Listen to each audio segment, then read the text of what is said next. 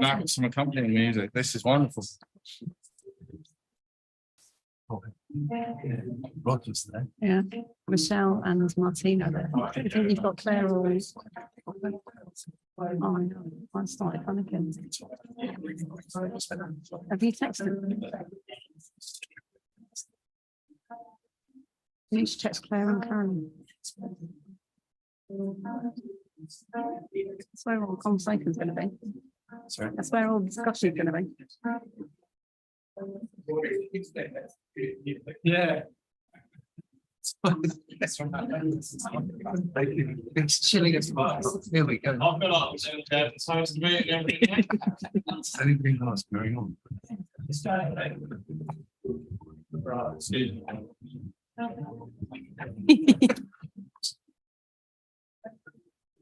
Coming out there, isn't it? On your phone. Really long.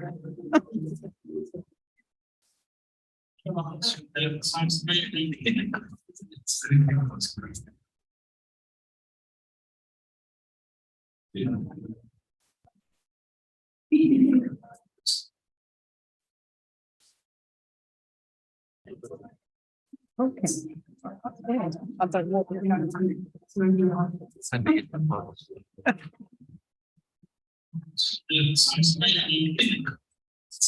It's an elaborate template and it has to get me to throw some shapes, isn't it, Pippa? Come on. Not now. Yeah, send it to Karen. I'll send it to you.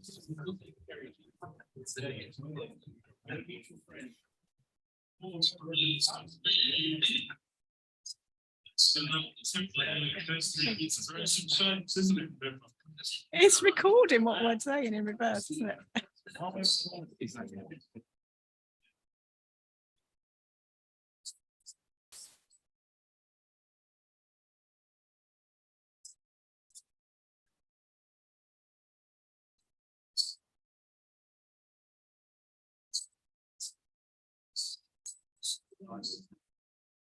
It's recording.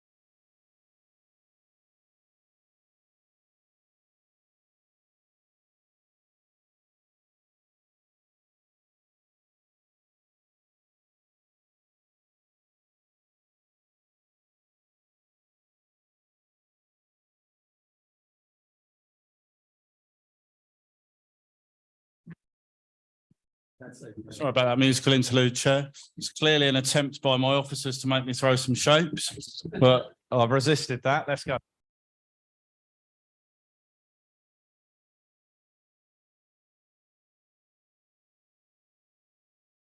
Oh, sorry about the little bit of a pause that we've had with a little bit of a technical hiccup, but I hope you've been able to use the time usefully.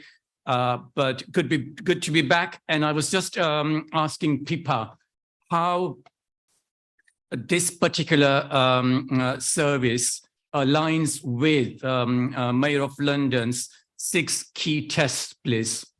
Thank you. So I think what I'd say is, what we feel assured that this has been through lots of different assurance arms, which is actually really helpful. So the Mayor's 6 test is one of them, and the Nuffield Trust being appointed to do that. Then we've got the Clinical Senate, and then we've got the public consultation. All are saying very similar themes, but slightly different nuances. And we've put all of that together to respond to in totality in the decision-making business case. So it's given us really good insight, actually very broad insight, which has been really helpful to guide us in the areas that we need to do further work on. And talking about business case, I'm going to bring my colleague Lucy in for that particular question. Lucy, good evening to you. Good morning to you. Morning.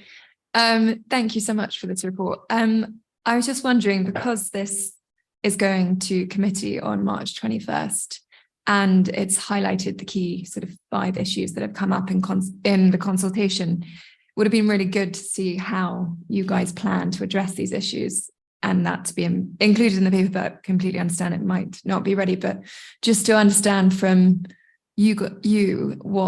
how you plan to address these 5 key areas. Yeah, I mean, a slight choreography in the timing of getting that paper ready to come here.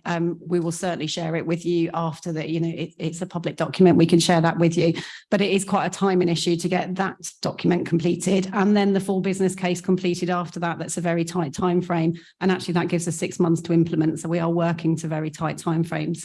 So for no other reason than that, haven't you seen it? So I think travel is the key element that we will be addressing, of no surprise to anyone. Whenever you look at consolidation and service for the benefit and seeing patients quicker, we need to think about how we get patients to that service, wherever that would be. And I think what we're really clear about is there will be different elements of travel options for patients depending on their needs. So there will absolutely be door-to-door collection of patients to the orthopaedic centre where that patient needs that level of transport. We also recognise with the NHS, we need to work with the GLA and Transport for London to really try and redirect some of the bus routes. And we know we started that work with Transport for London, because actually what we know from the bus routes, when we look at them, they largely go from the outer boroughs inner. And what we need to do is connect up the outer boroughs, actually. So if you look at Hillingdon being connected up to Bren, and actually Ketan's done some great work connecting down at the bottom, West Middlesex as well. So we've got that work to do. We are committed to doing it. It just won't happen at the speed that we need it to open the elective orthopaedic centre. Doesn't mean to say we shouldn't continually be working in partnership with TfL. But in the interim, what we will do is the same offer we've got now for patients. We will just expand that in a bigger way for the elective orthopaedic centre, and the patients who need it will be collected and brought backwards and forwards to the hospital. I think the key thing to remember, there's a good infographics in this pack. I love an infographic, but it highlights the one journey to the elective orthopaedic centre. We've said that right from the start. We've stuck to that. So locally, most of the care will be provided firstly by the GP and ends up being provided by the GP. In the middle, it's by the local hospital, seen by the consultant, and the preparing someone to be ready for theatre for an operation at the local hospital, and the aftercare at the local hospital. The one journey is the journey to the orthopaedic centre to have an operation, and that's where we need to think about travel options for it. A clinical model, workforce model, like I said, the clinical model is very much minimising the disruption to the patient, but it's actually making sure that we can collectively, when you put all your clinicians together, working together in one place, we can actually meet the best standards that are set nationally. And we know that from the surgical hubs that happen all over the country. When you work in this way, you get better outcomes for patients. Patients are seen quicker. You get less complications of surgery, and that's exactly what we're setting out in the decision-making business case. So we are aiming for upper quartile, we call it, in terms of performance of patient outcomes, and that's what we're setting as our standard. So we are setting quite a high bar. If we're making a change, we need to make sure the outcomes are better for patients, and that's what we've set really clearly in the decision-making business case. And the work model piece, it follows in the decision-making business case and in more detail in the full business case. But that's where we recognise actually largely from this. We've still got work to do. This is a difficult thing when you're asking clinicians to work differently. It always is a difficult thing when you're asking consultants, even in their own trust, to work across 2 different sites, and we're doing something different here. So we've got a really good clinical engagement group now where we've got all the clinicians coming together to be part of designing this, so they don't feel they're done to, they feel they're part of advising it. And I think that would really help in the future as well. So my colleagues will pick up some of those points that you've just referenced, Pippa, and thank you for that. But just sticking for the time being to the business case. So we have seen the draft, the early draft. So this is going to the ICB very shortly. So how far are you away from that final business case paper, please? Probably about 10% away. There's little minor changes being made. The two crafters of that are on screen now, big screen now. Actually, you've got Martina and Michelle there, who are Martina's leading the creation of the decision-making business case. It is very much now about setting the final targets that were in there, so it's tweaking. So you have already agreed to share that with us, but is that final document going to be anything significantly different from what we have seen thus far? Not at all. No, everything. There will be no surprises in that at all. Okay, thank you, Lucy. For that. Thank you. No additional. So thank you very much. Let me bring Natalia in, please. Natalia. Thank you, Chair, and thank you, for the update. I'm representing the constituents of Hammersmith and Fulham, and I have got very strong reservations about how the issue around travel is being addressed. The response that going to be working with TfL to look at the bus routes, that's not good enough. We had the opportunity to go there in person, and I had the experience of going there. I have no access or mobility needs, and I had to take a variety of forms to get there. So I had to cycle, I had to walk, take two buses on an underground. For a person that's going to have surgery, for example, in both knees, that's not going to be an option. We need something more specific and more detailed that addresses the concerns raised not only by Hammersmith and Fulham. This has also been raised through our Health Adult Social Care Policy Accountability Committee, but we also have other key stakeholders representing as well Hammersmith and Fulham residents. We have Hammersmith and Fulham Save Our NHS, and this has also been raised. We need a more specific travel plan that addresses all the concerns that have been raised in the consultation process. With more specific information, there have been some suggestions, a shuttle service, there have been some suggestions about community transport, also care taxis, but the response to work with the TfL to look at both routes, I think that's not good enough, and I've got concerns about this, which would, I think, mean that I wouldn't feel personally happy supporting the proposal at this stage without more clarity as to what's going to be done to address this. So I guess you have given some overview just now, and of course when we visited this the hospital the other day, Central Middlesex Hospital, thank you. But I guess it'd be really helpful, reassuring for us to know a little bit more context around the transport and how that is going to be really helpful, whether you're in Hillingdon or whether you're in Hammersmith or whether you're in Brent itself, where the hospital is situated, whether you're in Brent, where the hospital is situated. And I guess from Natalia's point about the travel plan, how far away are you from that travel plan document, please, Pippa? So, Natalia, just so TfL we're not relying on at all, but not saying we shouldn't do that in the future. And actually, when we look at patients who are coming for an operation, actually, most of our patients don't get public transport for an operation. So about a third of the patients that we've mapped out for the elective orthopaedic centre will be entitled to door-to-door hospital transport. So picking them up, bringing them to hospital, taking them back from hospital back to their own home. That's across the whole of North West London.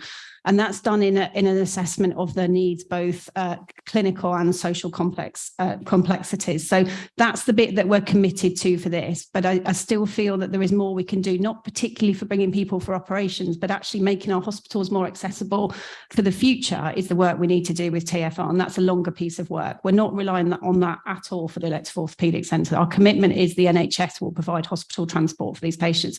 That's what it does now. What we will be doing is clearly going further afield to collect them patients from the whole of North West London.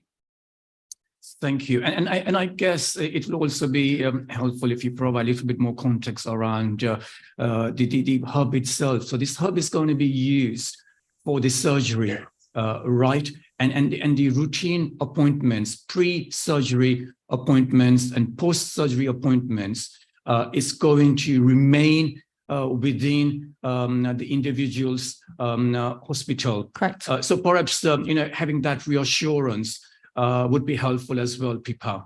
No, absolutely. And that's what we said right at the start. We haven't changed from that at all. We don't intend to change from that. And actually, that was very much appreciated in the public consultation. You can see that. You can see the residents really appreciated the localising care as much as possible and only travelling as little as possible. And that's what we said in the outline. That's what we've absolutely stuck to.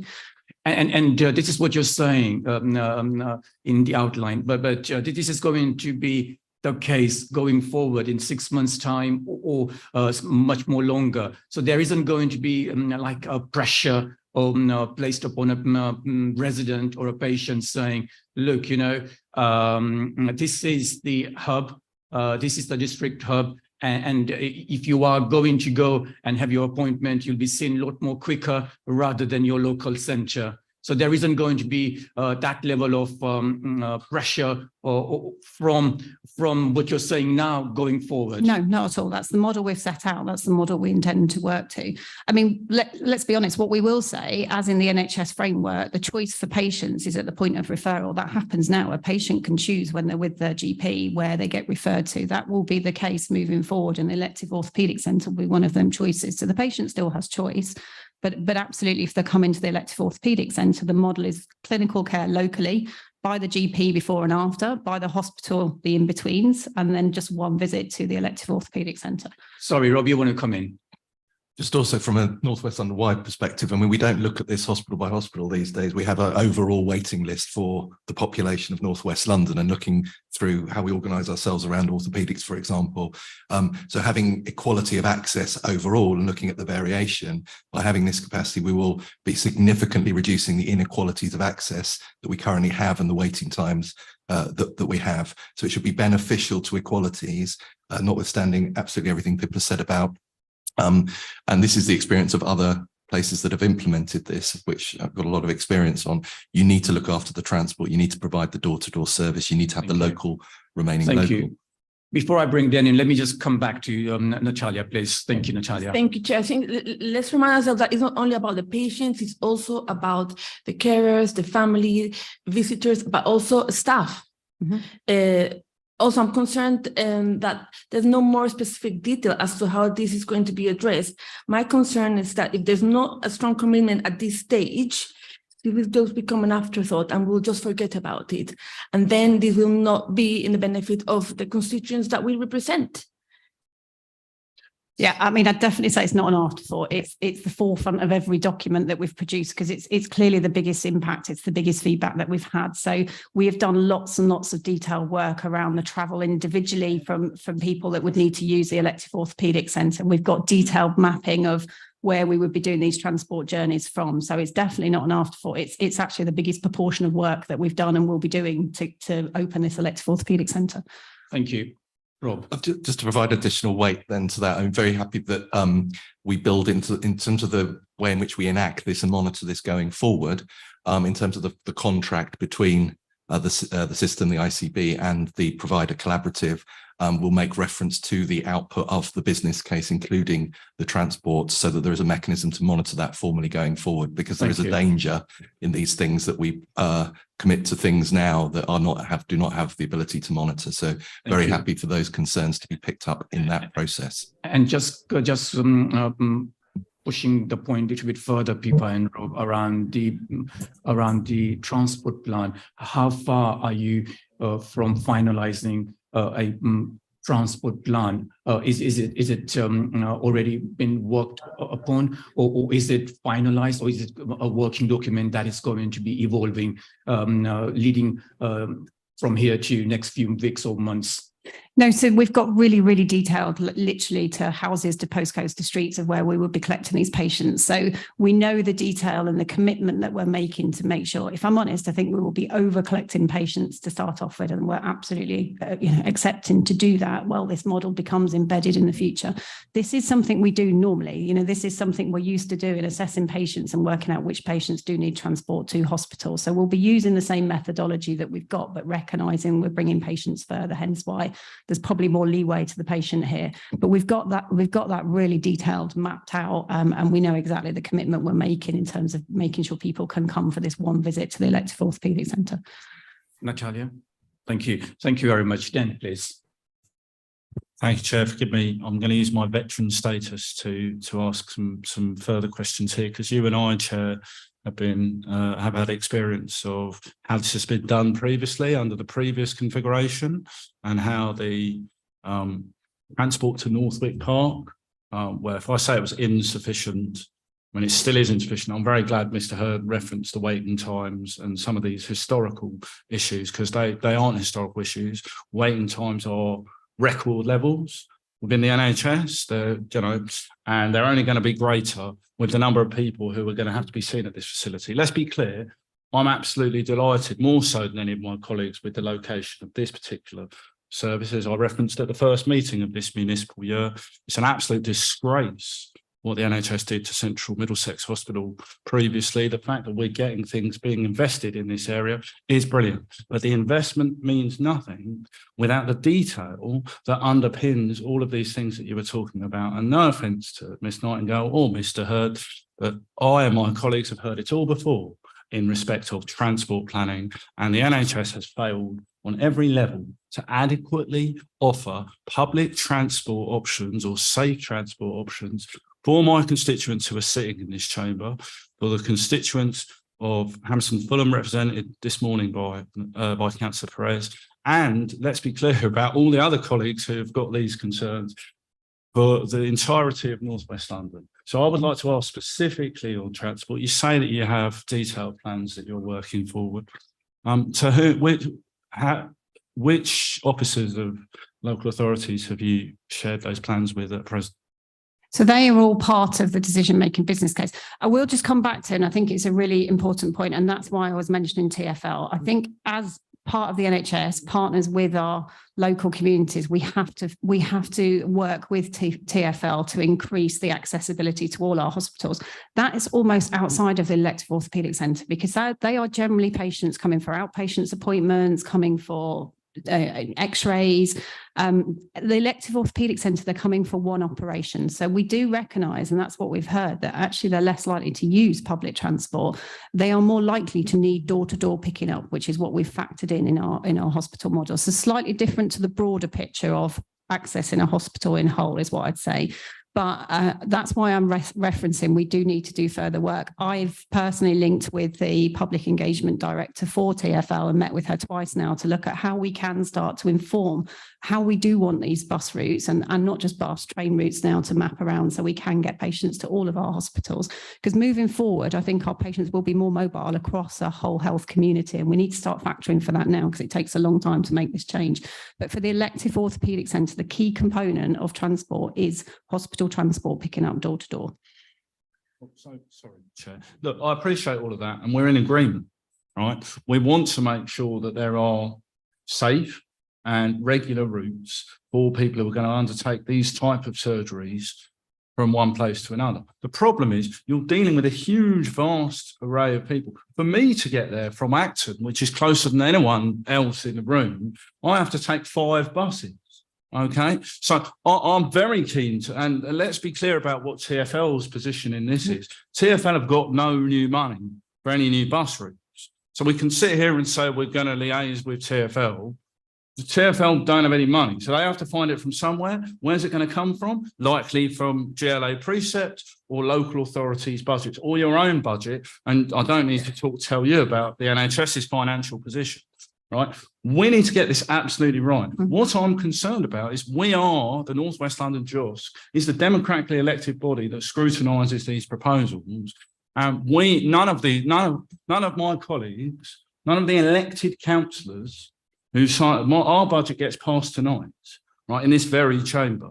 I hope so, unless my colleagues have got a surprise for me, right? We sign it off. And if we don't pass a balanced budget, Section 151 officer comes in, thank you very much. I know you go through the same process. The issue is the residents are going to get left behind because it takes 5 years for TfL to do a bus route. We know that, right? So, I mean, I want this investment. My colleagues want this investment, but we want it to be right first time. That's really difficult. And my concern is the people who are best placed to advocate on behalf of their local communities in Hillingdon, in Westminster, in Harrow, in Richmond, in RKB&C, in Hounslow, in Hampstead and Fulham are not part of this conversation. And you told us very clearly, ICSs will put more power, more responsibility, will devolve authority to local residents and local people. And it seems, and I know it will come, but we need to make it, we need to be absolutely clear about what that direction of travel is. So perhaps the next time you come here, we can have an update on what that looks like and how local authorities can move on, because we have meetings with TfL as well. Yeah. And I'm sure they're listening, colleagues from TfL and Thank you. and the Mayor of London, Steve. I think, Dan, what I'd say is really committed we do this together, but it's not needed right now for the elective orthopaedic centre. This is a budget coming out of the NHS to pay for transport to pick patients up from the door. That's what we factored in for this. Doesn't mean to say in the future we absolutely need to work together to work with TfL. Thank you very much for that. Yes, Lucy. Just not slightly different transport focus, but I just wanted to understand the sort of backing you have from workforce to be working here, and if surgeons, for example, or doctors who normally work elsewhere are going to be travelling across London to be getting there, and how you can ensure us you do have their backing, is essentially the success of this service is going to come from having that support from the workforce. Pippa, please. No, really good question. And that's certainly the work we're doing with our staff groups now. So a lot of this recruitment to the nursing staff, the support staff is new recruitment. These are new recruits we'll be bringing into Northwest London. So we're not just moving staff around, we're recruiting new staff into this. And there's about 150 new staff that we're recruiting to do this now. And then it is a case of surgeons moving around, and that's the case of changing how they work and planning. What you can't expect is a surgeon to finish a morning operation list in one hospital and appear in the next one. So we have to change their work plans, and that's what we're working through with them. But there's certainly commitment from clinicians to work. They see the benefit, and what's really helpful for us is the South West London Orthopaedic Centre. They know it. They know colleagues in there. They've trained with them. They know how well it works. So they're quite committed to work in this way. We just need to support them to do that. So thank you. Can I ask Yeah. one additional question to that? Are your employees supported with their transport in terms of if they are crossing London? Yeah, so all our colleagues There. are supported to travel. They're paid to travel. They get parking. That's one of our benefits at Central Middlesex. It does have ample parking as well, which is important. But of course, we're trying to work in a sustainable way as well with London to try and help our staff on public transport. So there's two sides to this. Thank you. I'm just going to take Angela and then Marina and then Chetna. Angela, please. Thank you. Well, my question follows on very much from Lucy's, which is, given that transport is an issue for everyone, and you've said you're recruiting, but are you recruiting locally and advertising locally? Because that will, create a really good, solid group of people. So we're doing both, actually. So we're really committed to be anchor institutions. We recognise in the NHS there is a lot we can do to recruit local people, and actually people that are in employment have better health outcomes, have better mental health outcomes. So we are really committed, and this is one opportunity, not for all of the professional roles, but actually it's an opportunity for us to recruit locally. So we do really always try, and we've had some real success in bringing people into sort of healthcare assistant roles and then training them to be nurses within the NHS from our local population. Right. So that's one thing, but we will also, the adverts will go wide and far. So we'll get a mixture of both. So we get some real expert staff and we try and recruit locally as well. Thank you very much. Marina, please. Just following on from transport, but also in the consultation. Yes. In the consultation, Hounslow's response rate was quite low. It was only 7%, I believe. Are we going to be doing anything else to try and engage more residents or to get the message out to them? Because obviously that is really quite low. And then also on the transport, visitors have communicated difficulty to finding the actual car park. What improvements can be made to signpost the car park? So I had difficulties myself finding the car park when I first started working there, I can tell you. So when we visited the site the other day, Obviously, we touched upon this, and we're touching upon it this morning. And I think, the key to the success of this is going to be engagement, but also a very dedicated comms as well. And I wonder, what early plans or what plans you have already got in place to roll out, please. So a really valid point. So we've got a huge comms campaign now behind this. This is really important, not that we just also communicate with residents and patients, but GPs. So the GPs are the first person that has the conversation with the patient. They really need to understand this model. So we need to think through all the pathway, who we need to communicate with in different ways. And we've got a real branding thing to do around the elective orthopaedic centre, so people understand which part they have their care. Some of that needs to be in infographics, and you've seen an example in here around that. But the key thing is wayfinding, and we know we've changed a lot on the Central Middlesex site in the last year. It's quite confusing because we've put so many different services in there. So we are very committed. By the time the elective orthopaedic centre opens, hence it will have its own entrance to it, which is quite nice about that building actually. But we've got an opportunity to really brand that, so there is no confusion right from the road, right from here's where Central Middlesex Hospital is, and then we can do coloured pathways for each clinical pathway, and that's what we'll do. And talking about comms, obviously, all of us work very closely with our respective local authorities. And I wonder, since we are in this new world, new system, how are you going to be engaging the local authorities on that journey, please? Well, it happens to supplement, to complement the work. To sit in Brent, doesn't it, Ketan? So we'll be working very closely with you in the hospital, as we do. But no, it's really important. I think the messaging about hospitals doesn't always have to come from hospitals and what that hospital is doing. I think it actually comes better from other partners as well. So what we need to provide you all with is the final sort of briefing, so you can help cascade all of that through your links as well, which would be helpful. Thank you, Marina. Thank you. Chetna, please. Just to echo for Harrow, the concerns we have for transport as well. So everything we've said also affects Harrow. Harrow are interested in where we are for waiting lists for elective orthopedic surgery. Do we know about Harrow and how that compares to maybe, other boroughs, and how will surgeries actually be allocated? And I guess there's a much more broader question here. So how is this hub, this proposed hub, going to benefit all our residents across all our boroughs with a waiting list, particularly? Yeah, so you remember the case for change, and the reason we picked orthopedics is because actually then patients generally wait the longest out of any, because we've got a 2-year backlog in the NHS. That will take probably more than 2 years with all the local challenges we've got. Let's not go into strikes that are adding more delays. And we know that we assess them patients by clinical need, and orthopedic patients quite often don't come up to the top priority because they've got no life and death need. But actually what it does do is detriment them in terms of physical activity, mental health, work opportunities, deprivation. It's a huge complex social disadvantage making patients wait. We all know that.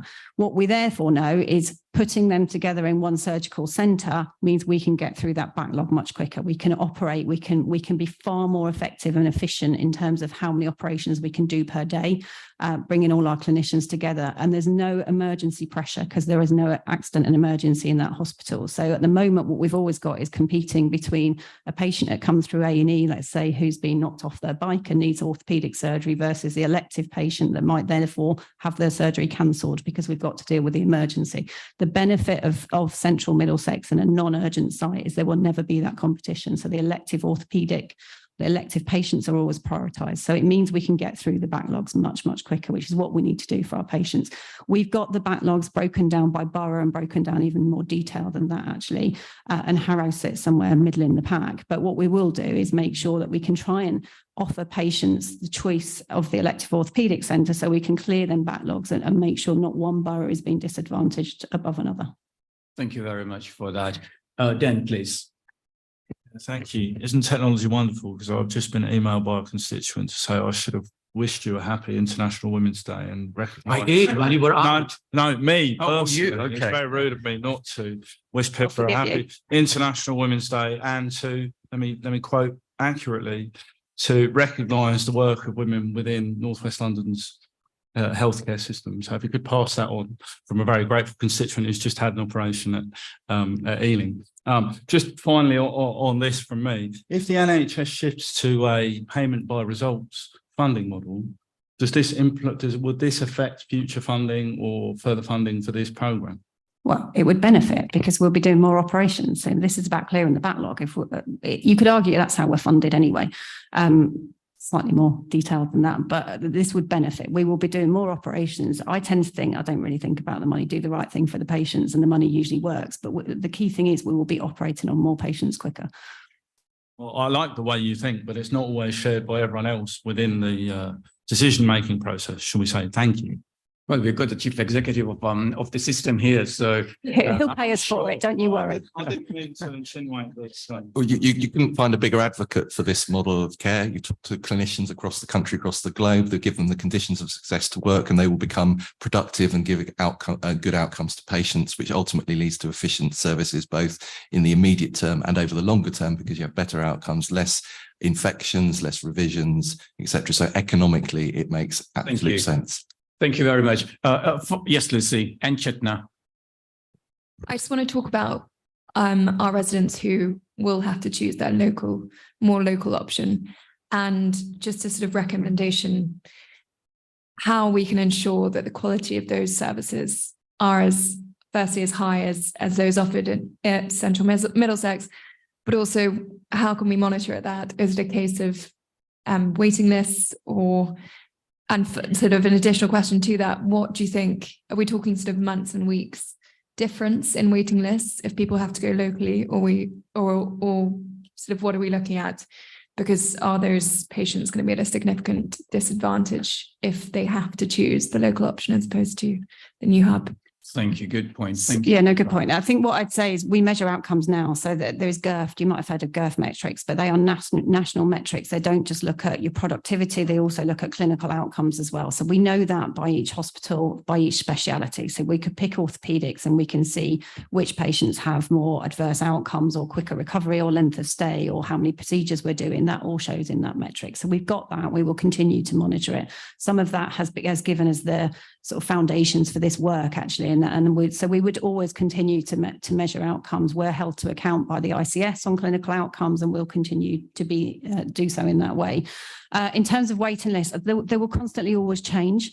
I think the key thing is it will not change from now. There is a national framework on choice, so that's where the GP can see, and they will have to have that conversation with the patient. You have this choice. You can go to the elective orthopedic centre, likely to be, I don't know, let's six weeks, or you can go here and it will be this long. That conversation happens now with a GP. So as long as it's a transparent, open, full conversation that the GP has, then the patient will be informed. Thank you very much for that. Thank you. And final question from my colleague Chetna. So just on behalf of Harrow, the quantitative surveys for Harrow had the lowest number of respondents with 6% compared to 28% from Hillingdon and 14% from Ealing. Do we know why there was a disparity, especially because the qualitative data was very heavy Harrow focused and a lot more data. So the quantitative was very low, 6%. I haven't got that detail. I'm looking at Michelle on the screen, who's our Director of Communications. Michelle, I don't know if you want to respond to that or can respond to that. Michelle, good morning to you.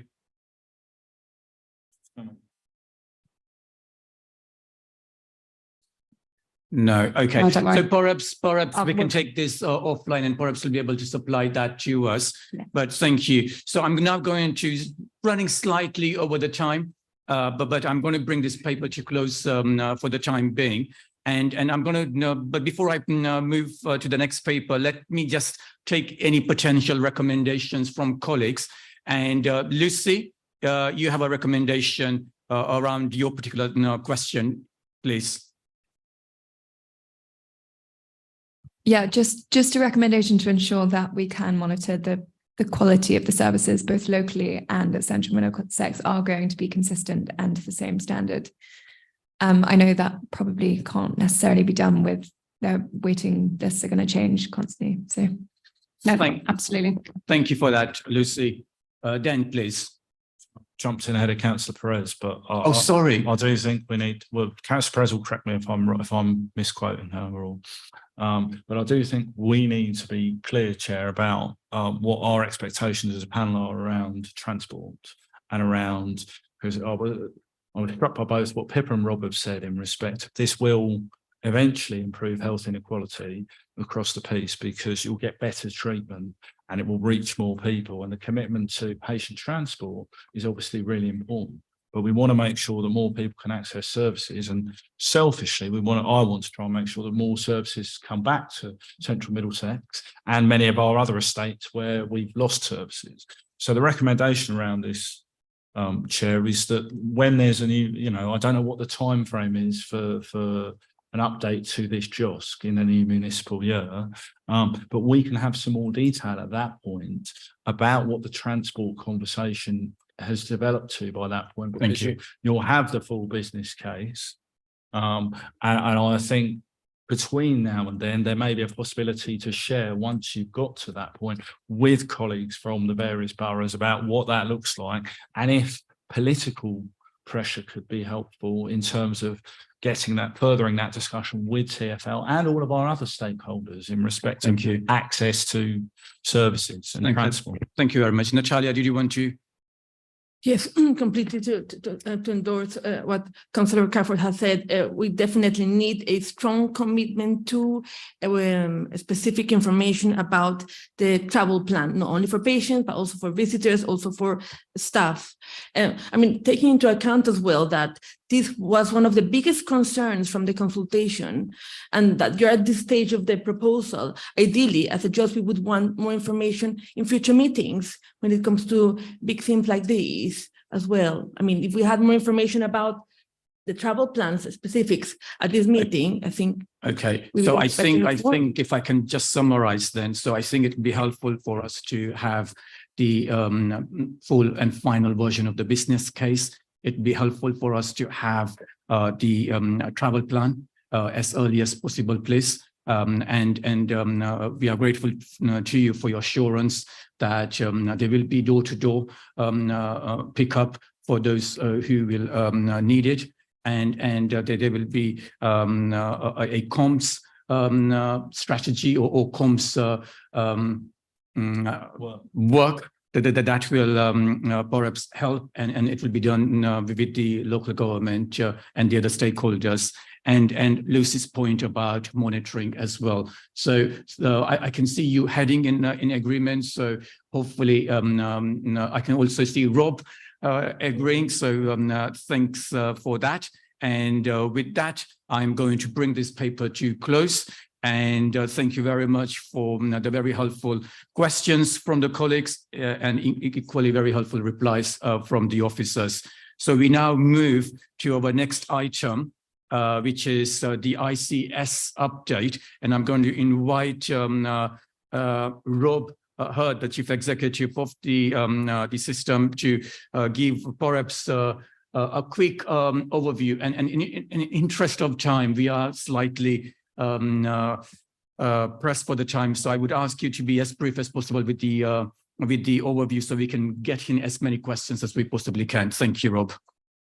Thank you, Chair. I'm committed to keeping this very brief because there's a lot of detail here what people want to ask questions on. But in terms of key headlines, we come out of what continues to be an extremely challenging winter, particularly pressure around urgent and emergency care throughout the winter, and my gratitude on behalf of us all, I'm sure, towards the people that have taken us through that winter. And we're in a difficult period of employment relations with industrial action that's taken place and still scheduled. So a lot of what has taken up our time and efforts to keep safe services running throughout the course of the winter has been balancing that equation. The report provides a sort of a list of things that have been requested in more detail. But just in headlines of our core sort of purposes, the NHS HQ, if you like, at the ICS, the agreement of a strategy, drafts have been started to be produced of that. There's a period of more intense engagement during April to June to bring together wider ICS strategy, but acknowledging each organisation, such as Pippa sitting next to me, London North West, individual strategies all sort of form a component part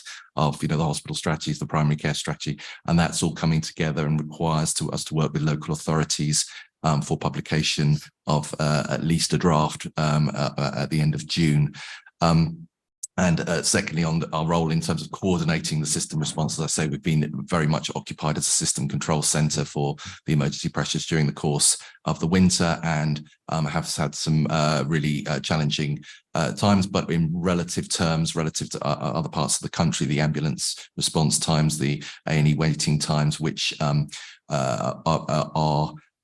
relatively speaking, positive relative to other parts of the country. But we have also been engaged on a planning round for the coming year, where we are signed up to meeting all the national targets during the course of the year, balancing our books and meeting our operational targets as a system, including improvement in access to waiting times, A&E waits, etc. There's a lot of detail underpinning that, so I won't go into, but just in headline terms, we are committed to delivering those national targets as a system.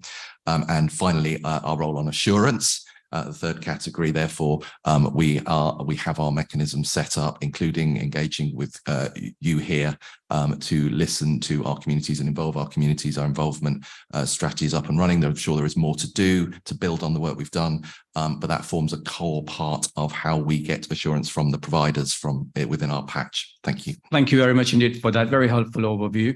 Grateful to you for that, Rob.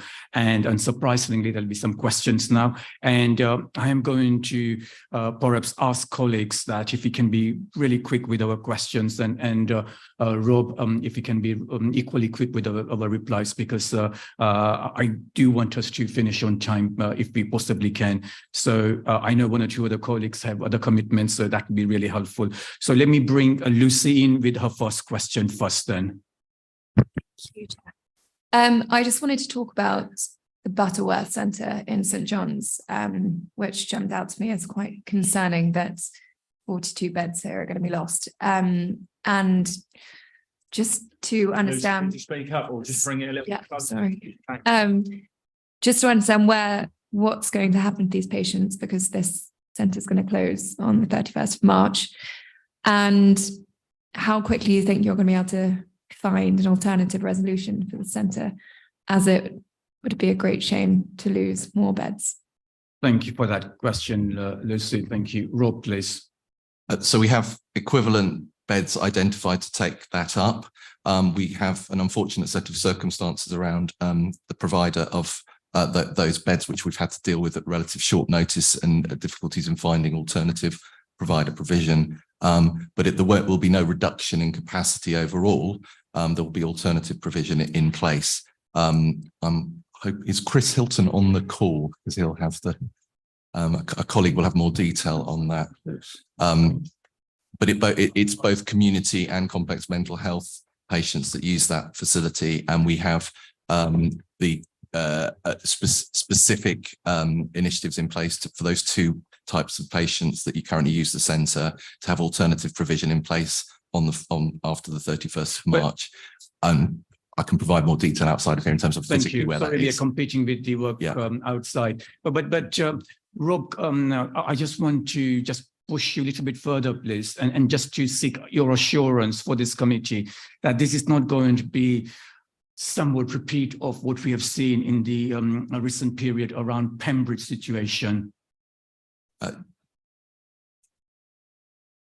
Sorry, do carry on. So it's without necessarily interpreting all the detail behind what you've just said in terms of repeat situation, as I say, we are providing equivalent capacity, and it's been driven by a particular set of circumstances that have not been planned in this way that we've had to respond to. Thank you. Lucy, please. I was just going to say, if we could have more detail on that plan, that would be really great to be sent over. Thank you. Thank you very much for that. Sorry, do we have a colleague on screen who wants to supplement? No, I was just looking for Chris Hilton, but Okay, fine. He'd be able to provide more detail to Okay, fine.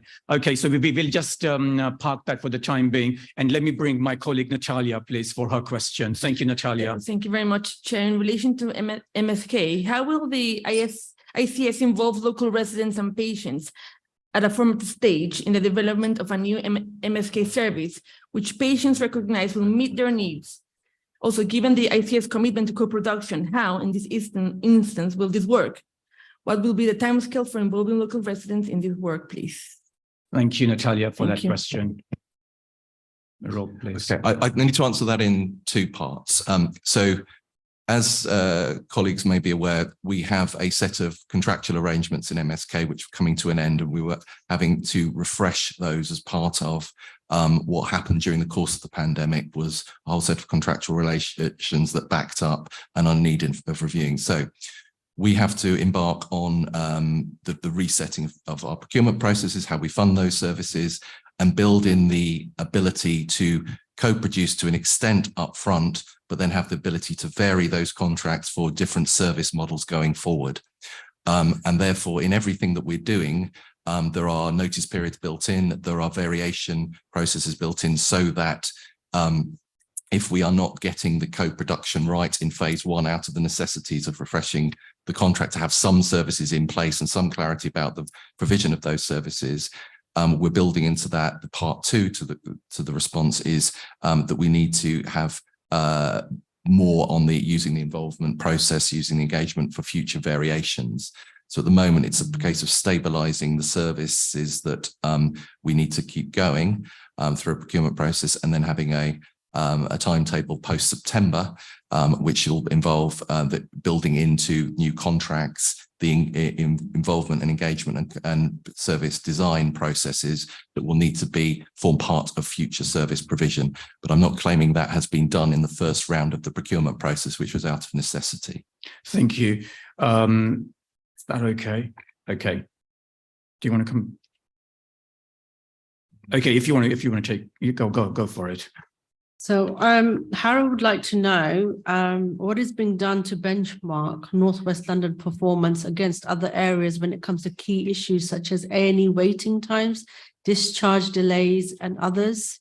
And can this committee have a regular comparative performance data against other areas of London so we can monitor it? Absolutely, we look at this on a day-to-day basis. In fact, we've got some of the most advanced business intelligence data, population health data of any system in the country. And the headline would be, we benchmark very effectively. Again, sitting next to people, some of the highest numbers of ambulance conveyances in the country into Northwick Park, with some of the lowest per patient ambulance delays that take place there, albeit not accepting that also accepting that this is area is always in need of improvement. So very happy to commit. I know we provide performance report, but also to include in that the data about comparative data, both across the boroughs and across in a digestible way. Thank you very much. Well, that's the challenge, isn't it? Thank you very much. Thanks. Thank you very much. Let me bring Dan in, please, Dan. Chair, I have 4 questions. I'm going to do them all in 1 minute. Good. So the first, just on this point, Rob, it'd be really useful in future for the reports to include some of that data that Councillor Halai is identifying, if possible. You know, you'll find the best metric, the best way of presenting that, but I assume we're going to take further reports. Just to say, I think that will be a journey. The problem is we've got almost too much data on that, and I think we'll have a go at what that looks like and what we use. Well, that's a scope thing for outside this meeting with the chair. So we can pick, yeah, I'm sure we can pick that up. But my 3 other questions, and we've already used 30 seconds of the time.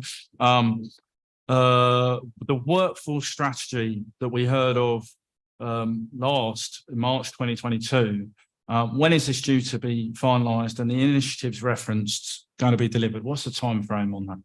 So, well, as with all the strategy documentation I was alluding to earlier, the ICS strategy, the workforce strategy is a component part. And that so drafts are going out this month, ready for an April to June wider engagement process on the content of those before publication.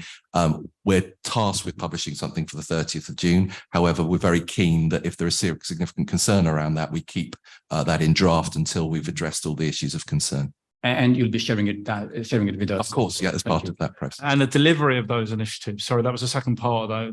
I mean, they'll have different dates, but could you give me a time frame of how long those strategies? It's a 5-year strategy and has, I would say, the 1-year milestones are more clearly defined than years 2, 3, and 4, with a 5-year vision behind what we're trying to do. Thank you very much. 2 more, Chair, very quickly. The acute respiratory infection. We need the rolling out of what will presumably be the spring 2023 COVID booster, the 3rd of April. Could we talk a little bit about that? 30 seconds, please. The acute hubs, well, as we've led the way in Northwest London with our acute respiratory hubs, we've got Harrow and Central. Thanks to Pippa. Thanks to Pippa, yes. And Leslie. Indeed. So those are up and running and in place. I think we're very happy to provide more information on how successful they are being. And final point. The final point is on the MSK and orthopedic services in general. Could we have some more information between now and the next meeting on how that's going to be progressed in writing, please? And particularly with regards to the eye service, it'd be really good to know the engagement that is going to be undertaken, and the early input that we can have would be, I think, really helpful as well for the 9 borough colleagues that we have. Thank you. Thank you. Is that okay? So I've just noticed Chris is now here. If you wanted a response on the Butterworth, it would be helpful. Chris, I know you're just literally walking in and we haven't given you time to settle. Chris, the worry about the 1st of April, 42 beds down. I've assured that we've got a capacity to take up that. So why doesn't Councillor Knight ask her question again now with Dr. Hilton in the room? I'll be very speedy. It was just to talk about the Butterworth Centre and the ending of that contract this month, and where those patients are going to go, but also how quickly an alternative care package or contract can be put in place to ensure that that centre does not close to residents.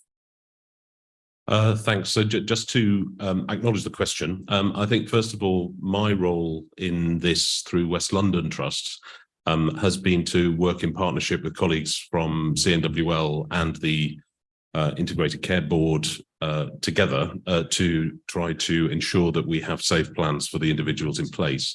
I have to say that I'm most familiar with the discussions that have been taking place for residents of the West London Trust facing boroughs, and I know that there are a small number of Hammersmith and Fulham residents currently in the Butterworth, and we've been working closely to ensure that there are safe plans in place for them. I don't know if other colleagues from the other organisations are able to support, but I am familiar with the work that's happening to make sure. So I guess the assurance that we as the committee would like is that the process is going to be a seamless process, and there isn't going to be any adversities around what is being proposed or what is being undertaken. So happy to commit to that. As I was bringing in Chris as an example of looking after a cohort of those patients that's actually in place. So, but we'll provide the detail of the specifics outside. Thank you very much. So my colleague George and Anna Maria will have jotted down the various points coming out of this. So I'm not going to invite them to recap in interest of time. So I'm going to now move forward. But before I do so, I also wanted to acknowledge not just Pippa and Leslie's work, we've just referenced, but also the workforce. I think they were absolutely amazing in delivering all of those COVID jabs. So our thanks to them, Pippa. And just to quickly go back, because it's another great celebration. So thousands of staff and volunteers came forward to the COVID vaccination programme. 32% of them are now employed in the NHS. That's another great outcome of local recruitment, actually, and people that probably wouldn't have felt they could ever work in the NHS. So, there's wins out of some of these disasters as well, I would say. We like to be special in North West London, don't we? And then just wants to acknowledge another colleague or two. Jen? I only want to say that the last time Pippa and I were in this room, we held the mayor, who unfortunately couldn't join us this morning, was very keen to join us this morning. We held a special recognition for some of the local staff here, where we acknowledged the wonderful work through the pandemic. And I think it is incumbent on us as a panel to recognise what Rob referenced earlier. This particular phase of winter pressures within the NHS, we got through it because of the dedication of our staff and of our healthcare professionals. And if you could pass that message back through your various channels, that the committee and everybody in North West London really appreciates their day-to-day selfless commitment to serving all of our constituents. Thank you very much. So now we come to the next paper, and thank you for your help on the last paper, guys. So the next paper is inpatient mental health bed capacity across Northwest London. And good to see Carolyn Regan and Chris Hilton and our colleagues on screen, Claire Murdoch and Sheridan and Dr. Gareth Jarvis. Good to see you on screen. Hopefully we'll try and get you in the room one of these days soon. But Carolyn, if I can ask you to introduce this paper, and we do have the paper, so if you could just pick out the key headlines for us to give us the maximum time for the questions and answers, please. Thank you. You need to press the button. Is that on? Yeah. Yes. That's it. Just bring it a bit nearer to you so we can hear you. Okay. Thank you. I'll just sit forward. So thank you for this opportunity. You've got a self-explanatory paper in front of you. I'll talk a bit about the Ealing Wolsey wing, which are 2 wards, and I'm sure Claire and colleagues will want to pick up the rest of the paper in relation to other beds. I think it's fair to say this is not a strategy. This is about a small part of the mental health strategy across Northwest London. And it's also fair to say that we've invested across Northwest London over £10 million in community services over the last few years. We did meet with the chairs of the 3 JOSCs in December and yourself and other colleagues. We agreed to extend the engagement locally up to the end of February, so that has just closed. We had a number of meetings across the 3 boroughs that we serve, and we are happy to have a further discussion about the metrics by which we will monitor any future changes, which was one of the key points. I'll let Dr. Hilton come in. We've reached, I think, over 12,000 people as part of this engagement and had 700 direct responses. As it's only just closed, I'm not going to go through all that this morning, but this is really an update paper to tell you where we are and how we've responded to the discussions prior to Christmas. So can I just hand over to Chris? Chris, good to see you. Welcome. Thanks. Not a lot more to add beyond what Carolyn has said, but clearly the bit to present from a West London Trust perspective, which applies to the residents of Ealing, Hounslow and Hammersmith and Fulham, is just to acknowledge the feedback from our earlier conversations that we'd had about the length and the reach of the engagement that we were undertaking at the early start of that process, which I think we acknowledged and had agreed to extend by a further 8 or 9 weeks to take us to the end of February.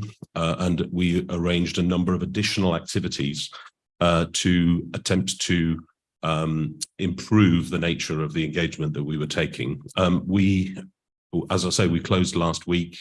The early indication is that we have reached 12,000 individuals through the various channels, and we've got over 700 direct responses, in addition to acknowledging the petition that's been presented to us by local campaigners with another over 900 signatures. All of that will be incorporated into our evaluation response, and we'll be working through the feedback that we've received, and we'll be very happy to report back in due course. Thank you very much. So from double act to triple act on the screen. So Claire and Gareth, if you want to give a quick overview from your perspective, please, before I open up to questions from my colleagues. Thank you so much. And first of all, can I apologise for not being there in person? I'm afraid this has clashed with our trust board, which I've stepped out of to join this meeting, but would have loved to have been there in person. So hopefully, as you say, Chair, at some point soon in future. The paper's self-explanatory. We are about to enter a far-reaching consultation process. We've had lots of engagement to date, a great deal of engagement to date around the Gordon, the future of the Gordon. But stepping back, the big question actually is, what is the model of care that we want to provide to people in acute mental health crises? How do we prevent crises reaching the stage where so many people end up in A&E, in beds and so on and so forth? And what is it we all collectively, with social care colleagues, with health colleagues, with the police, with education, and above all with our service users and their families, what do we think the best model of care looks like going forward? This isn't about saving money. As Caroline Reagan has said, we've invested more than £10 million in trying to build infrastructure in each of our 8 boroughs around better and more choice in the UEC pathway. It really is, I think, the consultation really will be about the model of care and what we think is best for patients across our boroughs. Obviously, particularly Westminster, but also Kensington and Chelsea and somewhat Brent, because they are at the borders of the patch that the Gordon served. The only other thing to note is that previously when we were at the JOSC, we talked about a consultation timeline that would start in September. We were a bit anxious to miss the summer period for obvious reasons, but we've been asked by colleagues to pull that forward to a July kickoff for the consultations. But I did want to bring that back here because we talked about the previous consultation line with colleagues here. But I think it's only right, really, that you have perhaps the opportunity to ask us questions. I just do want to draw everybody's attention to what is the model of care that will best serve our residents, because that's what's driving this. And I don't know, Gareth, Dr. Gareth Jarvis, whether you want to just say something about that, but then I think it's best we take questions. I think in summary, Gareth, good morning to you. Gareth, and then good morning to you. A quick few words will be appreciated. Thank you. Morning, Chair. Just in quick summary, I think the key thing that we want to get across around the model of care going forward is we know that in the past we have over-relied on the most restrictive interventions, and that whilst that only 2% of people who use mental health services would ever end up using those, that when we've spoken to our service users and their families, they have said that what they wanted was more opportunities to engage with us earlier in different ways in their communities, so they didn't have to come in to have those most restrictive interventions. So going forward, we want to see closer integration with community, working with more in partnership at an earlier stage to do that prevention work so that we can try and avoid the most restrictive interventions. And as you'll see in the paper there, we've been working very hard to try and bring a lot more variety into our model to provide crisis beds within the community where people can be looked after closer to home without those restrictions around them, and other models such as the kind of innovative work that we've been doing in Grenfell around how we get in alongside community and ask them what would be the most appropriate care for them. So that really is the sort of the vision that we want to help people to engage with and to help us build for the model that's going to be fit for the next decade. Thank you very much indeed. Anne, thank you, Gareth. I don't know whether you want to say a very, very quick word or two. No, it's just to sort of reiterate what other colleagues said. Having obviously worked in the North Kensington path, I am very supportive of that community model. And of course, people will see that we've opened the mental health crisis assessment service at St. Charles, which has been very successful. And we've had really good feedback, both from patients and staff, but how effective that has been in managing people in crisis, right. And then either supporting people to move swiftly into beds or to be redirected back into the community. Thank you, Chair, for giving me that opportunity. Right. Great. Thank you very much, Gareth and Anne, and indeed Claire. So, unsurprisingly, we'll have some questions now. So let me bring Natalia first, please. Natalia, and then I'm going to bring Marina and then Dan. Natalia, please. Thank you very much. I think just a reflection just to start with, and I note some of the actions that have been taken following what we have expressed concern from a scrutiny perspective from Hammersmith and Fulham. We had serious concerns about this because we were not consulted at the initial process. We only found out through a colleague from Ealing, which of course, in the spirit of collaboration, is not a good start to the process. So we expressed some reservations at the beginning because of the initial approach. Had we been approached, it would have given colleagues as well an opportunity to respond to those initial concerns that were being raised. So, and I appreciate that some steps have taken to address some of the concerns that we have raised initially. Thank you very much for that. Marina, please. Yeah, I'd just like to echo Councillor Perez what she's just said, because obviously Chris came to our scrutiny panel a few weeks back now, actually.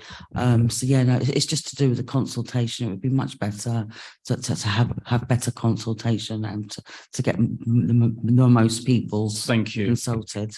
Thank you very much for that, Marina. Dan, please. Chair, you might have to cut me off here.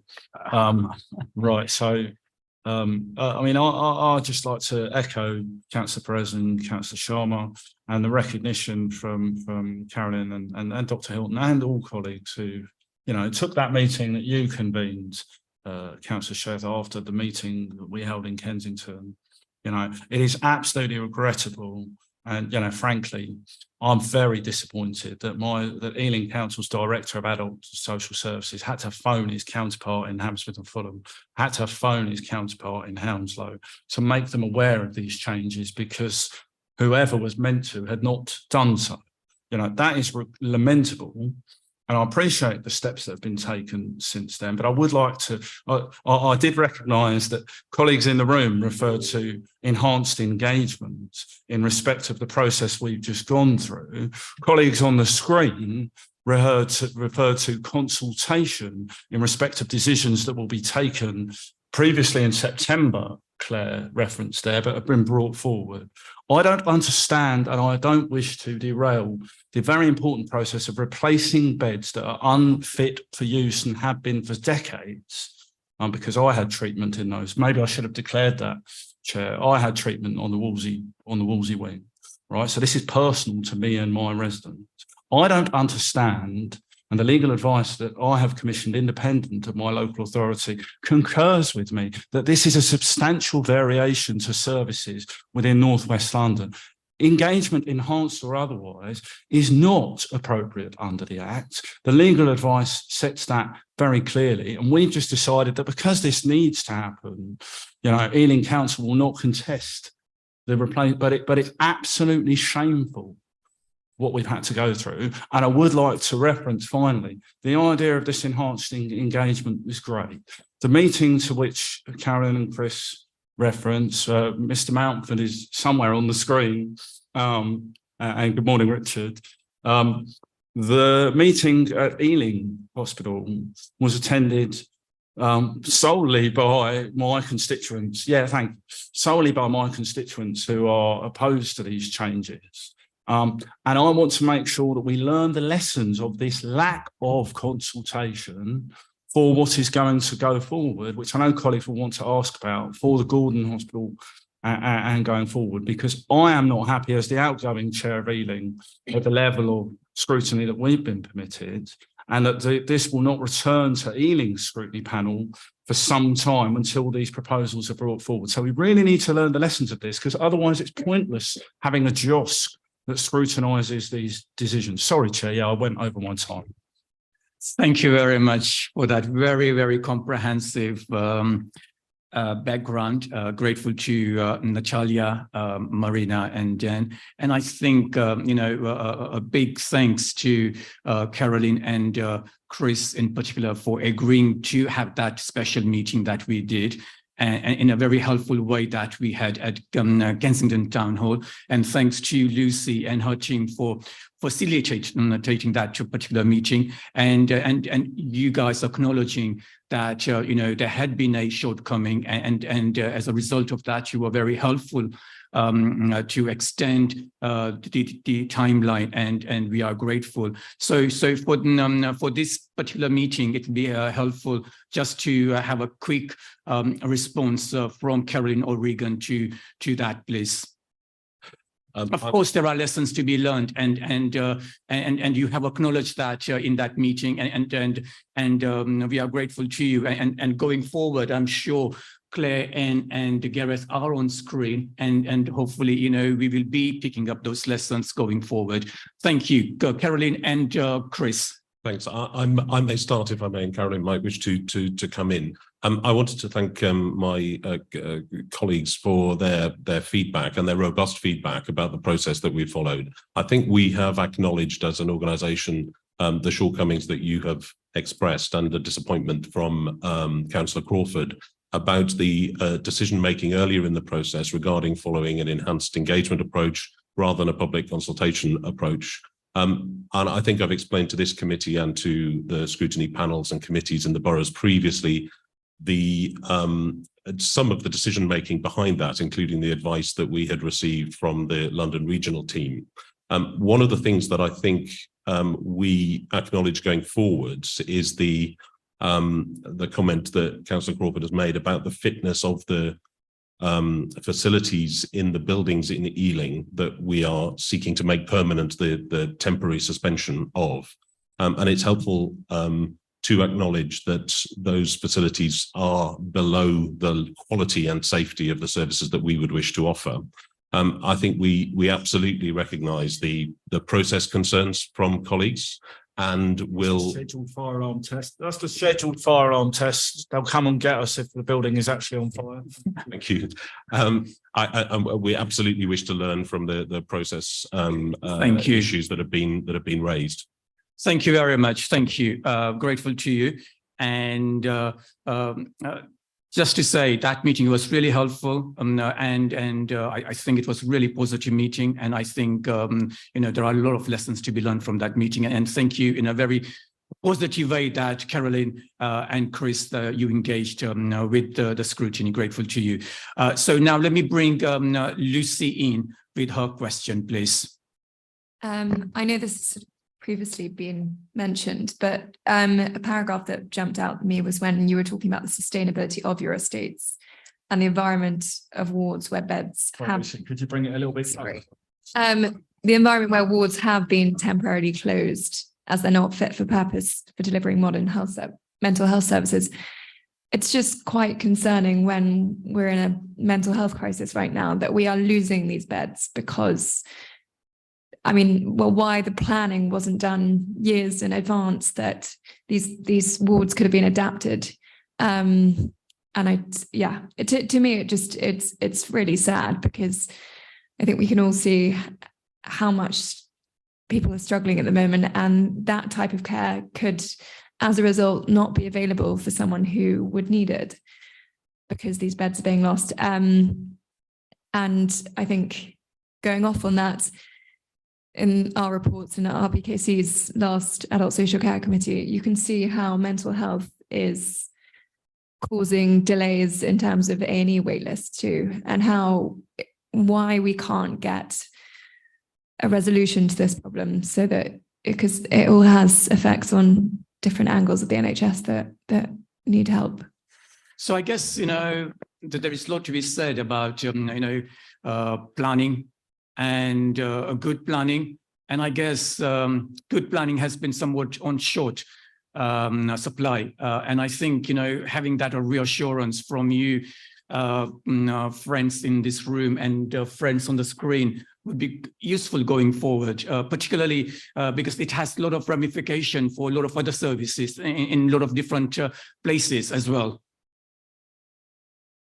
If you'd like me to reply, Councillor Sheth, one of the things that I would wish to say is, in relation to the services that we're discussing for Ealing adults in acute mental health crisis, we have looked at a number of options to make the facilities that we have in the pre-Victorian premises safe and fit for purpose, and to deliver the facilities that are required for modern mental health care. And in the last, about 10 years ago, several £1 million. Sorry, Chris, some people are finding it difficult to hear. If you could bring it nearer. Okay. Several £1 million of investment, so capital investment, were made to upgrade those facilities, and they still were unable to meet the CQC's expectations. We have explored the cost of minor and major refurbishment of the facilities in Ealing, and the estimated cost of refurbishment for the wards in the Wolsey wing was over £19 million, with still shortcomings in terms of the investment. So we would definitely be keen to work with you all to ensure that we have modern facilities for clients, and linking to the comments that Gareth made not only beds, but alternative facilities in the community for individuals in a less restrictive manner. Thank you. Carolyn, please. I just wanted to make two brief points. I mean, in terms of the comments about the start, I think, and your point about lessons learned, totally acknowledge that there were a number of conversations with officers and directors. I think the challenge to us is that wasn't formally put in writing, but I personally remember having some of those discussions in some of the local authorities. I think the other point about the loss of beds, I mean, an 1831 building is really difficult to convert for any modern healthcare, let alone people with mental health services. And I think anyone who hasn't been on a tour of those wards would still be welcome, although we've done that for various groups. But I think learning what makes a modern health service, notwithstanding the fabric of 1831 buildings, we'd be open to further discussion. Thank you. Thank you very much. Sorry, my screen, it's very small, so I can't see if that's, is that Claire's hand up? Oh, it's not. Okay, all right, fine, thank you. Thank you very much. Lucy? Thank you for those responses. I mean, I'm not personally holding anyone to blame here. I just want to, it's just, yeah, I totally understand the age of the buildings, but it just, to me, is confusing why things aren't thought about 10, 20, or 15 years ago when we could have had a bit more of a resolution when we're in such crisis now. Thank you very much. Dan, please. Yeah, so I'd just like to offer some suggestions and where we are specifically with the Ealing mental health beds proposal. So can somebody just give me the number that you referred to earlier in terms of responses? Could you repeat that number for me? Was it 12,000? Right. So the population of the London Borough of Ealing as of 2021 is 420,000. In Hammersmith and Fulham, it's 200,000. 2019, and in Hounslow from 2018, I don't have the current census figures, but it's 271,000, right? So, and I appreciate that we're trying to focus on mental health services and the users of these services, which we spectacularly failed at in this consultation. It's quite clear. I'll call it a consultation. So to celebrate the number that we've got, so I appreciate it's higher than where we were previously, but it's a pitiful response rate, frankly, for a major change, and this is classified as a major change. And the two things I would like to emphasise, the fact, Councillor Knight is absolutely right here, the fact that in both of these cases, we are speaking about buildings that are older, and the people who are responsible for the running of these buildings have had decades of investment, and it has not been focused on renovating, preserving, upkeeping these facilities. Now, we can't run, the reason you can't run facilities in Hope and Horizon at Ealing Hospital is the CQC have told you that you can't, right? And you have also assessed it and said it would be unsafe to do so, right? Now, when we went and looked at it, the staff, very keen to preserve their services, very keen to do something, right? I sat through 10 years of on this panel where we've heard lots and lots about the estate and the estate strategies, and nowhere in 10 years on this panel has anyone come forward with an estate strategy specific for mental health. So I would make that point. But just fundamentally on these proposals, yes, Chair, so fundamentally on these proposals, I'm not happy with where we are. You know, Ealing Council will decline, you're going to do it anyway, let's be clear. Ealing Council has declined to endorse these proposals through its scrutiny procedure. We would all like to work with you so that we avoid the catastrophe that was this in respect of Gordon and what's coming. And we would like some reassurance that the money and the spend for Ealing residents, for Hammersmith and Fulham residents, for Hounslow residents remains consistent and in fact increases on mental health, because I concur with Councillor Knight's comments and Councillor Perez's comments. Mental health is the biggest issue that people come to me in my surgeries, right? People who are going through the transition phase, particularly from children to adults, they can't get an appointment. They don't necessarily need access to the acute services, which is good because we wouldn't be able to provide it. But they can't get through the system at the moment. So we need to work together, and unfortunately, we can't do that at the moment. Thank you. Caroline, please. Thank you. So I think on your last 2 points, Councillor, working with you on the estates for mental health, we can do that across the 3 boroughs going forward. I think that's a clear ask. And then, I mean, I can commit to increase spend on mental health services. I'm sure it'll be endorsed by the National Director, and we can share some of that data with you. And I think everyone in this room and beyond would welcome that. Thank you very much. Thank you very much for that. Sorry, I'm going to ask that we keep ourselves as brief as we possibly can. Natalia, please. Thank you, Chair. I mean, it's good that we've had a reflection on lessons learned, and we're now focusing on going forward. So, can you please tell me specifically what opportunity is there for LBHF to work with you to look at future service model, and also other colleagues from other local authorities. And another point, Chair.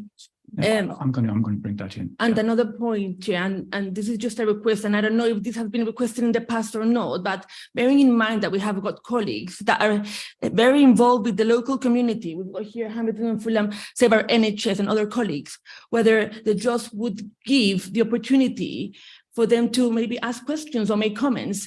They certainly can, and they certainly can do that through me as a chair.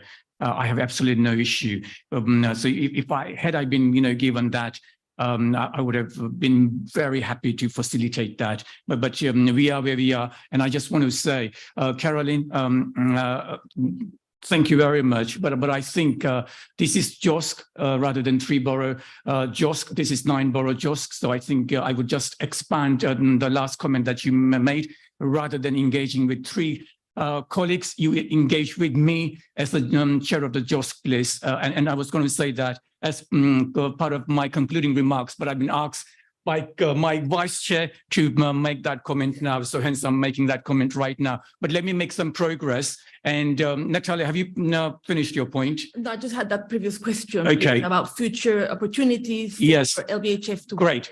Great. Thank you. Thank you, Chris. I mean, I think in brief, we really welcome the opportunity to work with LBHF colleagues. And I know that the Director of Adult Services has written to us as part of this engagement. Right. I'll be responding to her to explore opportunities for that. And I think I'm coming to the next pack in Hammersmith. Great. Where perhaps we can explore it further. Great. Thank you very much. Thank you. And let me bring Angela, and then I'm going to bring Chetna in. Chetna, sorry, is your point related to what we're just discussing, or is it a new point? Then I'll bring you right in. If it's feedback point. Sorry? I would like feedback. Oh, okay. All right. Carry on then. Go for it. Yeah. Okay. Sorry, Angela, I'll come back to you. Can this committee, on behalf of North West London, get a summary regarding impact that this is all going to have on the patients and carers as a result from going from the bedded provision to the community based mental health? And can we ensure that patient and carer safety and impact has been adequately considered? And can we get reports on that in the future? Great. Thank you very much. And I think it's pretty similar to the point that we made in the last paper, which was Lucy's point about monitoring going forward. And I guess you're hinging on that. Chris? As I alluded to, and I think Caroline alluded to, we will be evaluating all of the feedback to incorporate those questions, and we'd be very happy to share the outcomes of that and comments around the impact assessments as part of that. Incredibly helpful. Thank you very much. Chetna, thank you very much. Let me just bring Angela. Sorry, Angela, you've been waiting patiently. That's fine, but I'll be very brief. And I want to really extend what Lucy was saying, which is the situation at the Gordon Hospital. We know that there's a huge increase in mental health. It seems extraordinary. You've got this building. Is it not possible to actually adapt part of it so that at least a few beds could be made available for acute cases? It seems to be taking a long time, consultation, etc. I mean, we understand that, you're looking at a model of care, but the thing is now there are people who do not have access to because of the acute crisis. Thank you very much. I guess, Claire, you might want to pick that up for me, please. Thank you. I mean, may I just comment on a few other things really quickly? I think it's absolutely right that we're going to launch formal consultation in July on the model of care that residents, carers, partners professionals think is best for our residents and service users. So there's already a huge amount here that's useful. We're intensively engaging with local authority colleagues right now and service users and others, A. B, to say thank you to Rob Hurd, the ICS, and Carolyn Reagan, who's the SRO for mental health in the sector, because we have genuinely seen very significant investment in mental health, and that needs to continue. And I do want to put on public record here, I would personally, as the National Director and a local Chief Exec, oppose anything that sought to take money out of mental health. We have to see it increasing along with workforce. I've also heard about the estate strategy, and I would commend that we do bring back to you at some point the estate strategy for mental health and what we've been doing. I mean, in terms of Gordon, it would be true to say that we have had a really active estate strategy for years there, both improving the building we have got to the tune of millions, but also looking at alternative developments to make more modern facilities. Our big problem at the Gordon is it will always have a restricted footprint and no garden. And it's increasingly becoming absolutely unconscionable that you would detain people under the Act with no fresh air for them. So that will always be a limitation. But I think that workforce and estate strategy critical. In terms of the Gordon now, as a result of some of the discussions that Anne and Gareth and other colleagues have been having with colleagues in Westminster and partners there, we're actively looking at what more could we do to create more beds in Westminster, and we're looking at options that we want to talk to you about now, and also how we might use some of the ground floor of the Gordon perhaps for a mental health hub. I think we do need to be really careful in terms of the model of care, and this is something we all need to talk about together, about what's safe and appropriate. There's lots of evidence that if you have very small, isolated, acute units, they become quite dangerous, poor quality places. So nobody's saying impossible, but let's look together at what the best model of care looks like. And the final thing, Chair, because I'd like to bring Dr. Jarvis or Anne in, if you'd like to add. Final thing I'd like to say at this point is it's absolutely clear to us all that there are a big set of crisis pressures. We say in the UEC pathway, urgent emergency care pathway. That does not always mean that the answer is more beds. And if we just look, for example, at the 320 people who've been through the MCAS at the moment, which is new, so we need to do this learning together openly and transparently. We've audited each one of those presentations, and our view is that 60% of the people that were referred to MCAS at the absolute peak of a crisis need never have got to that point had we had better housing and better intensive community packages in place for them. We know that is what the new model of care needs to try and seek to do. I think the period of consultation that we need to really engage everybody in across the sector and together with West London is, do we believe we can make that happen in a way that will deliver better outcomes, support carers and service users, or not? And I think it's absolutely right you hold our feet to the fire on that, just absolutely right that you challenge us. I would just say that per 100,000 of the population in our sector, we're something like the 5th highest nationally in terms of detaining people under the Act. And we collectively need to really understand whether that's right or not in terms of models of care, people's lives, better outcomes, different interventions. And I think we need to do that jointly and openly together. Thank you very much for that. Angela, did you want to come back? Thank you. It constantly seems to be. Your microphone, please. Sorry. We're constantly looking at a new model, which I think we would all support, but the crisis is now. Thank you very much. Gareth and Anne, did you want to supplement anything, what we have just heard from Claire, please? Absolutely, Chair. Thank you. I think it's absolutely right that there's been a sustained increased pressure on mental health services since the pandemic came along. That some of our community services have seen rises up to 30% in referrals. However, that's not translating all the way through to what's needed at the acute urgent emergency care end because of all the increased investment we're seeing. So as we've been saying, we've been trying to we've put a lot more investment into the community teams so that there's a lot more adaptability and sooner care for people within that level so that we help to resolve their problems earlier. And we've significantly increased the investment into the urgent and emergency care pathway that Claire was mentioning there. This is all the services that will respond to crisis prior to an admission, and that's gone up 70% pre-COVID. So we put in significant monies into that pathway. And that means that it has not been translating through into a need for admission into hospital, because we've been having this steer for a long time now that we needed to invest more in those services because people were saying we did not want to end up in a restrictive environment. We know that there's big structural inequality problems with our use of the most restrictive interventions. People from a BAME background are significantly overrepresented in those most restrictive interventions. And our communities have been asking us, please invest in the alternatives, please reach out to us and help resolve crisis earlier. And the evidence is showing us that actually we're having success on that actually we're managing to avoid admission much more readily now than we were 3-4 years ago. Thank you. Thank you for that, Gareth. Great. Would you, colleagues, are there any questions that you want to ask in your view? Thank you. Dan, please. I just want to reiterate that it's great that it's great that we're investing money in mental health. I disagree slightly with my colleagues that the crisis is now. The crisis has been ongoing and I know they don't mean it. The crisis has been ongoing in West London for as long as I've been alive.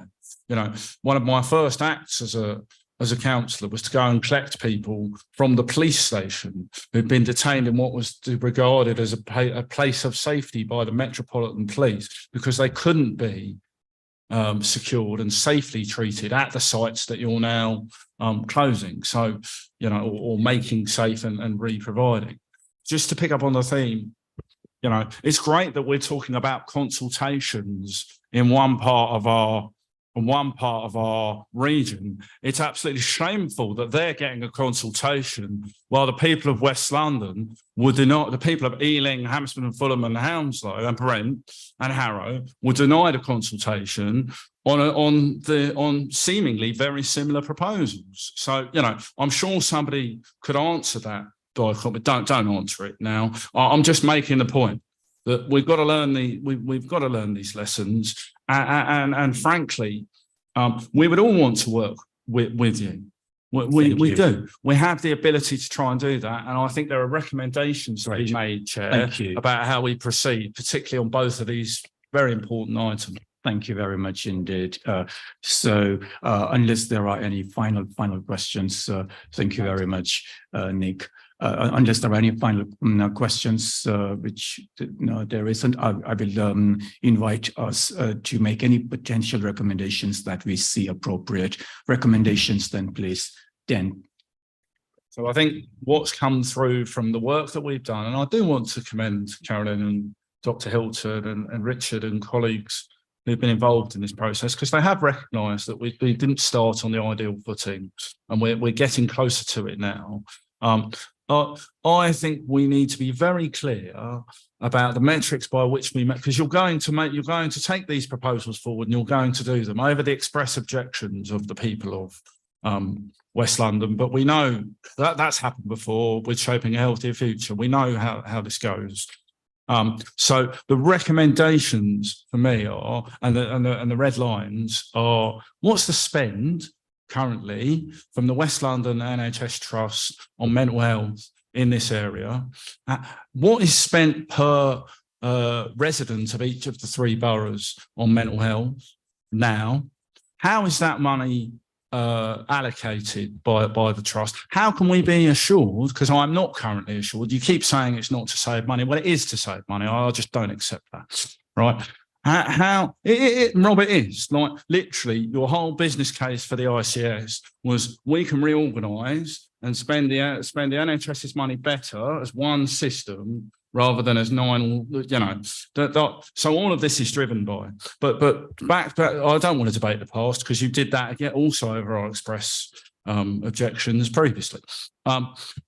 what is spent now? How is it allocated? Not reassurance. How do we know? And how can we effectively scrutinise going forward how that money is spent, how the service develops, and how we can add more mental health services for people who are in crisis, not just across those 3 boroughs, but across the 9, across the wider footprint.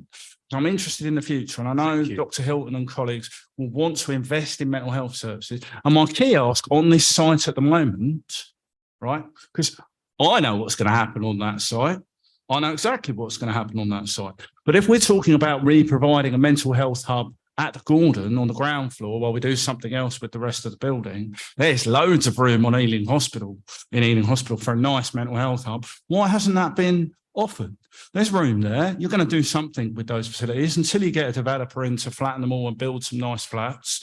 We can have a mental health hub in there at a commensurate level. But that's me just being cheeky because it's my last meeting. Thank you. Thank you very much. Are there any other recommendations, please, guys? Thank you, Chetna. Just a request about the feedback on from patients and carers, please. Thank you. Thank you. Anything else? And I guess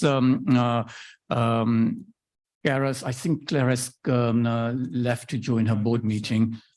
Oh, is she there, Claire? No, I'm still here. Still there? Oh, I can't see you on my. Oh, there you are. Okay, I can see you. So Claire and Gareth and I guess the public consultation is going to be starting in summer, and I think it'd be really helpful for this committee to be able to help you shape that public consultation. And I can see Gareth's nodding his head in affirmative. Yes. And I can also see you nodding your head. So I think perhaps that will be a good way of us working together. Yes. Thank you very much. So with that in mind, are there anything else? Okay. Chair, great. Chair, Yes. may I just very, very quickly say, I promise you that investment in mental health is increasing and that the ICS has committed that. And one can never be reckless with one's promises, and particularly in such an important forum and in public, it absolutely is increasing. If I look at the total number of beds in the sector now compared to pre-COVID, they have gone up slightly from 781 to 786, but that's not the really interesting bit, I don't think. The really interesting bit is that we've put 10 million into the crisis services across all of the boroughs. Well, 8 of the boroughs have got services that didn't exist before, and we need to keep developing those. But the bit that I wanted to acknowledge is the historic extreme pressure on mental health services, the unacceptable waits for access and treatment, referral to treatment, which we need to keep leaning into. And it really is just to say that Carolyn and I, our 2 teams, Rob, the ICS, and I think our local authority partners, just need to work unbelievably closely together to make sure that whatever we put in place next with the increase in investment we've got does actually take us forward and improve care, and particularly for patients from BAME backgrounds who traditionally have had such a raw deal from mental health services. So you just set out the 4 partners, 4 teams. In fact, we are one team, right? Going forward. So in fact, it is a one team, not we aren't individual individual players in any of this. We are all working together for one aim, one purpose. And I think the investment that you have just referenced, I think is what Carolyn in this room was referencing in her opening words. And in fact, Rob was nodding his head in agreement, as Karen Regan was referencing that in the opening remarks. So with Rory in the room, let me just turn my final focus to Rory. Rory, I just want to understand, maybe Caroline or Regan or Claire Murdoch might have a better timeline. What is the timeline around the engagement, just to be able to plan our next meeting around that public consultation, and how quickly we'll be able to then bring the paper for our oversight? Of course, in between that, we will be helping you to shape that public engagement, but we want to be able to plan ahead. Yeah, so we're obviously working. Rory, can you move it? Sorry, yeah. Is that better?